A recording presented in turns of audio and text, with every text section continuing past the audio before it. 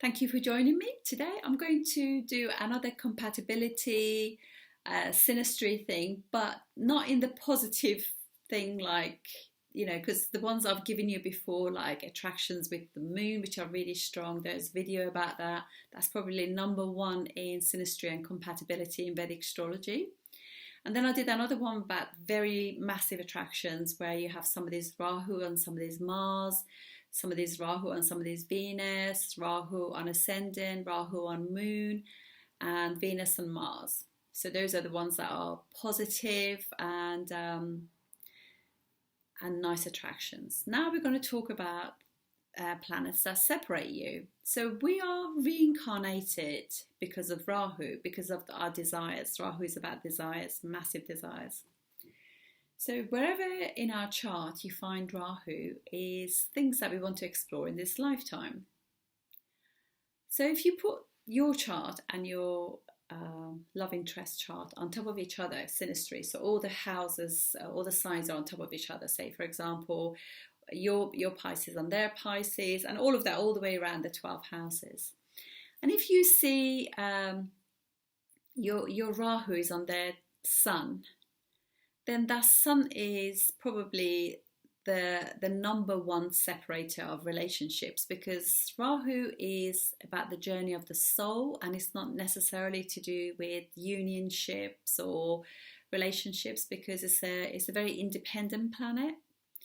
And you probably will find, as a Rahu person, you massively increase their confidence, and you massively grow their ego, but the relationship won't last because the sun person will want to just move away, and even though as a couple you become a little bit of a power couple, but it's not really real. So yeah, so that can bring separation, and you will probably find years later when when all is done, you realize actually you didn't know that person at all.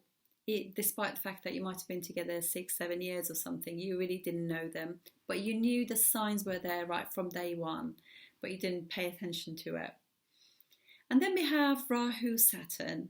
Well, Saturn, wherever Saturn sits in anybody's chart, doesn't even have to be in synastry, there's always a lack, a bit of a black hole and dissatisfaction with that house. So Saturn and Rahu, they're enemies, like Rahu and Sun are enemies. And wherever they are, they just create, well, basically you will find if their Saturn is sitting on your Rahu, you just get more dissatisfaction, more unhappiness, more lack, glass half empty, that kind of situation, which are all normal things to do with Saturn. You just get more of Saturn things because Saturn dries up and constricts the house that it sits on. So it kind of doesn't make you happy. Then we have Ketu. Ketu is also the other separator, because wherever Rahu is in your chart is things that you want to explore. Wherever Ketu is things that you've done in the past.